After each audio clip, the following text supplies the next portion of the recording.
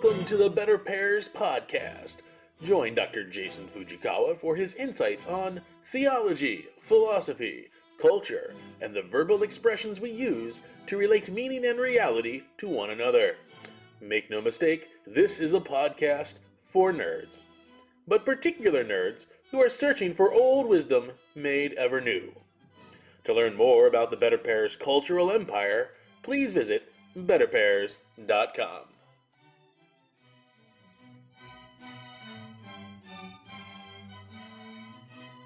Hello, this is Dr. Jason Fujikawa. In addition to our inaugural BetterPears course that is beginning on May 30th in the Oklahoma City metro area, we are adding a second course to begin on Thursday, June 15th. This second course will also read Book 1 of St. Augustine's Confessions in Latin over 5 weekly in-person sessions. For men listening in Oklahoma, there are again only a limited number of seats at the table for this fellowship. So step up and claim your spot through the link in the show notes for this episode or by visiting BetterPears.com and follow the new courses link. What can you expect from the course? Each of the 5 2-hour weekly sessions will take place in an actual home or hobbit hole where the fellows will gather round a table over light refreshments, including some fresh pears. Your guide will invite fellows to read sentences of the Latin text and then construe for the benefit of the fellowship their interpretation of the Latin. The focus is not on a translation into English, but rather the meaning of reality conveyed and retained in the original text. This is not a Latin class. There are no grades. There is no competition. This is a Latin reading fellowship. You will not be alone. Our guides have traveled these passages before. Your fellows are expected to have had an intermediate proficiency in the language to be read. By this I mean it might have been many years or decades since you have formally or informally, but intentionally, studied Latin. However, something remains under all that rust. A good online test for one's proficiency is hosted by the National Latin Exam, and a link to the test with some helpful instruction is included on the course webpage. The goal is to be able, eventually, to read the passage of a given ancient author with only the assistance of a selected glossary of uncommon terms appearing in the passage. At the beginning of each course, the guide does much of the heavy lifting, but the idea is that week after week, each member of the fellowship grows in confidence and facility with the language and the author. If your interest in the fellowship outpaces your proficiency in the language at present, there are a very limited number of NPC, non-player character seats, set about the fellowship table each session for those who want the experience from the relative safety of 3 feet back, and who may from time to time invite fellows on side quests to gather all their lost chickens. I'm excited to be offering 2 exclusive incentives for our first fellows this summer. First, these fellowships are being offered at a discount of over 35% to our regular course rate. Second, each fellow securing a spot in the fellowship for the 5-week course will receive a complimentary BetterPears mug from the newly updated BetterPears Market. Choose either the original BetterPears mug, our most popular Stop Big Lexi mug, or our, if you know, Fac Difficilia Colepirum mug. People have been asking for a translation of this trendsetter mug. The first part is fairly straightforward with the admonition to do difficult things. The second part, cole, is the singular imperative to cultivate, plant, or grow.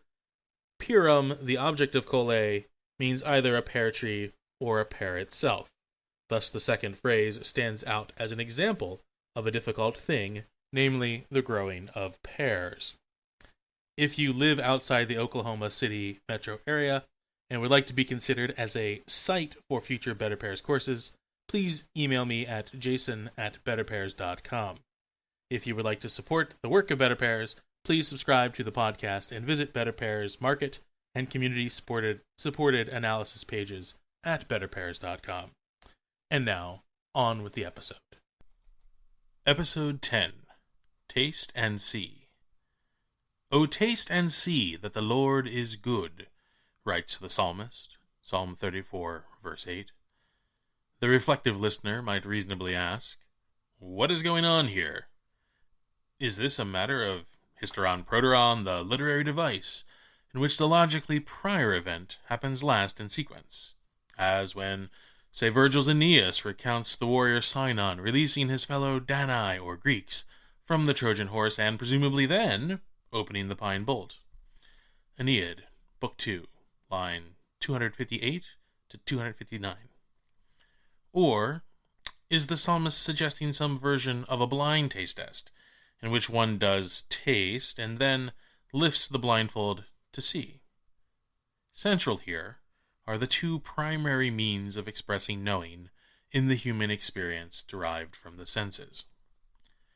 To review, there are 5 senses, or, if we are being fancy, and we are, 5 sensitive powers, namely sight, hearing, smell, touch, and taste. Some interesting insights, pun completely attended, into the senses are recorded for us in St. Thomas Aquinas' Summa Theologiae, Prima Pars, question 78, article 3. The first insight is that the sensitive powers, that is, senses, are to be distinguished from the sense organs associated with them. The eyes are not the same as sight. The tongue is not the same as taste or touch. The second insight is into the kind of change that the sense organ receives from its object, that is, the thing sensed. St. Thomas's word for this change is immutatio, which is a perplexing term in that the prefix im here is taken in the adversative or ingressive meaning and not the negative meaning, for example, in the sense of immutable, meaning unchangeable.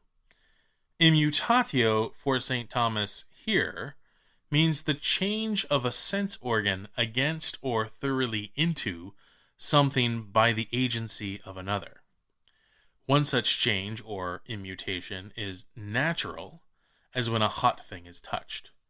The hand receives the heat of the object according to the nature of a hand with respect to heat. The other kind of immutation is what St. Thomas identified as a spiritual immutation. For example, the eye that receives the vision of a tree is changed only spiritually, according to St. Thomas, and not naturally, by the form of the tree being illumined for the sensitive power, and in this way seen.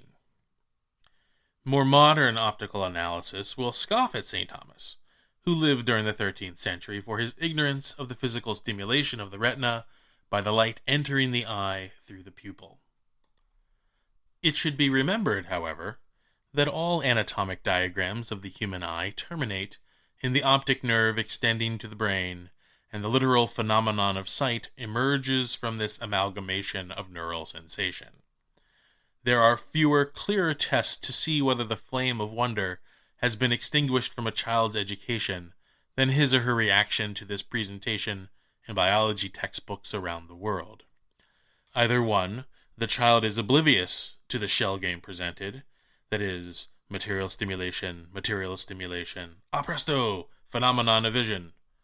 2, the child wonders at the unexplained causal gap between the material cause and immaterial phenomenon.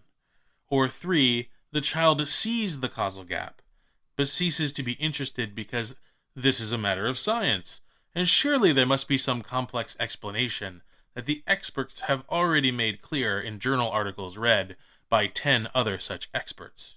Better not rock the boat of progress. St. Thomas recognized the wonder of this spiritual immutation, in part, because it was imbued into the language of wisdom. The word wisdom has something of an interesting pedigree, insofar as both Latin and ancient Greek tended to favor taste as the sense most associated with the act and corresponding virtue. Wisdom seems to be divisible into 2 parts: vis, from video in Latin, and some archaic forms of the root id, maybe a digamma here or there, in ancient Greek, both meaning to see. The second part, dom, is perhaps derived from domus, meaning house or household, and thus by extension dominion. In defining wisdom, St. Thomas diverges in his response between his two great summas. In the Summa Theologiae, the wisdom pertaining to sacred doctrine is both to order and judge. See Summa Theologiae Prima Pars, Article 1, Question 6, the pertinent phrase ordinare et judicare. In his Summa Contra Gentiles, a man is called wise who both orders rightly and governs well. See Summa Contra Gentiles, Book 1, Chapter 1, pertaining to the Latin Sapientiae decantor, qui res delecte ordinant, et eas bene gubernant. The difference can be justified in that God's wisdom is efficacious, that is, what he judges comes to be. In the case of a man, wisdom is knowing the proper order and governing, as a helmsman or gubernator, the ship of state or one's household as best as possible given prevailing conditions. Wisdom in this sense evades our control. Calculus and statistical models have now given way to adaptive artificial intelligences in an elusive attempt to know everything about everything and to impose order and dominion. Rather than focus on the ratiocination and practical prudence necessary to achieve wisdom in this life, even theoretically, it will be more advantageous to consider how the ordering of this understanding of wisdom for either God or man is, as with seen generally, the taking in of many different things of varying depth of field, that is, intimacy respective to the viewer or judge. The sapiential wisdom tradition, however, takes as its focal sense the sense of taste. In Latin, the noun sapientia is a participial form of the verb sapor. We detect a similar root in Greek with the noun sophia. Taste, as a sense, requires the natural immutation of touch, as in the case of heat, but it also assumes an intimacy with its object in that the thing tasted is consumed by the taster, and in this way becomes united with it. If the object tasted is noxious, such as a poison, the taster is poisoned. If the object tasted is food, the taster is nourished. If the object is good food, the taster is nourished and pleased. If the object tasted is a spiritual good, indeed the highest spiritual good, that is God, the taster becomes a partaker in the divine life. Insofar as this partaking or participation is perfected, the taster is also a seer through God's eyes. Through the wonderfully ambiguous expression, the incorporation of God, which includes the incarnation of Jesus Christ, receiving him in the Eucharist, and entering into his body, the Church, now for us the Church militant, but one day, please God, triumphant, through this incorporation of God, sapientially, we come to know all things, and their goodness in God, as the psalmist prescribes.